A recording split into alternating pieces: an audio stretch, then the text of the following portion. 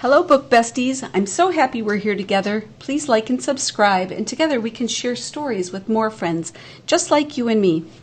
Excuse me. Friends, today's story, Scuffy, the Tugboat. This is a classic story written by Gertrude Crampton with pictures by Tibor Gergely. Scuffy the Tugboat and His Adventures Down the River. Scuffy was sad. Scuffy was cross. Scuffy sniffed his blue smokestack. A toy store is no place for a red-painted tugboat, said Scuffy, and he sniffed his blue smokestack again. I was meant for bigger things. Perhaps you would not be so cross if you went sailing, said the man with the polka-dot tie who owned the shop. So one night he took Scuffy home to his little boy, filled the bathtub with water. Sail, little tugboat, said the little boy. I won't sail in a bathtub, said Scuffy. A tub is no place for a red-painted tugboat. I was meant for bigger things. The next day the man with the polka-dot tie and his little boy carried Scuffy to a laughing brook that started high in the hills. Sail, little tugboat, said the man with the polka-dot tie.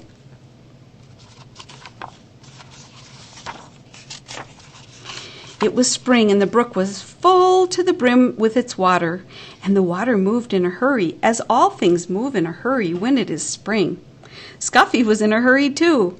Come back, little tugboat, come back, cried the little boy, as the hurrying, brimful brook carried Scuffy downstream. Not I, tooted Scuffy, not I. This is the life for me.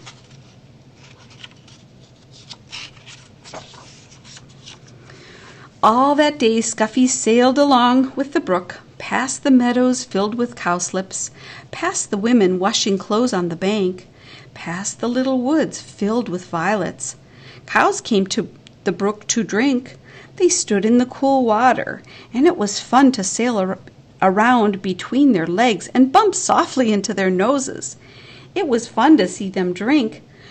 But when a white and brown cow almost drank Scuffy instead of the brook's cool water, Scuffy was frightened. That was not fun.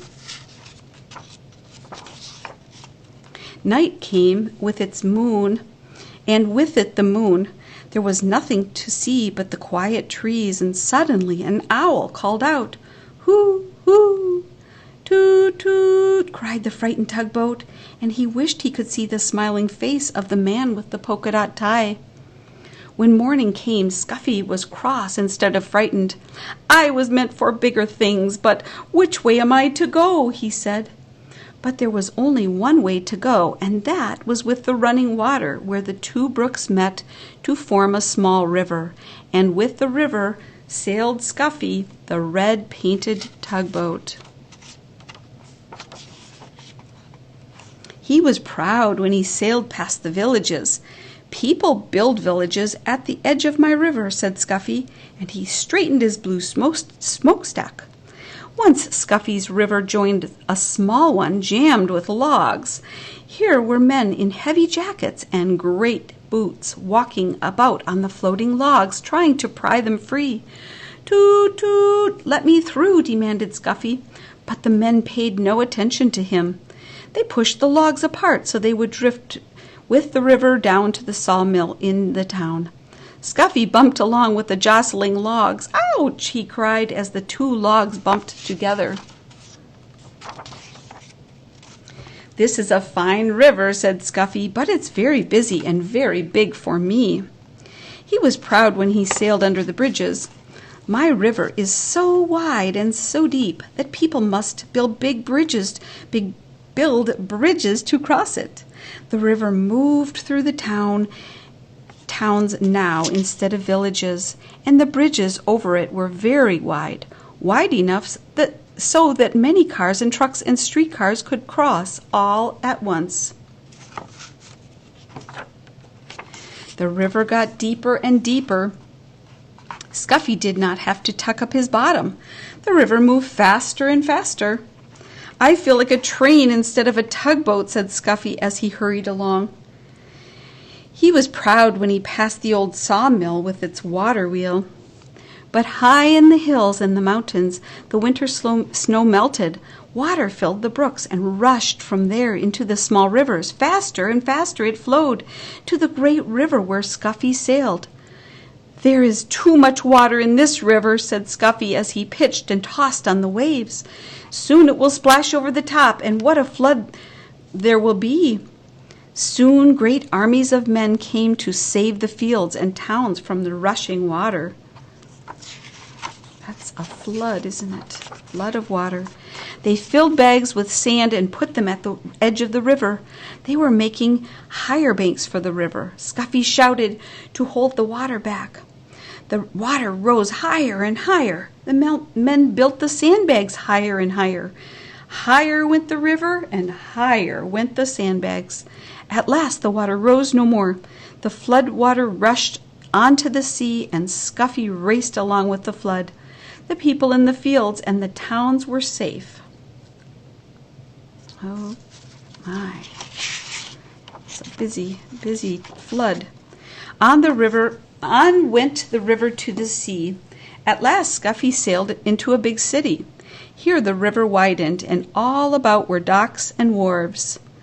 Oh, it was a busy and noisy place. There were cranes.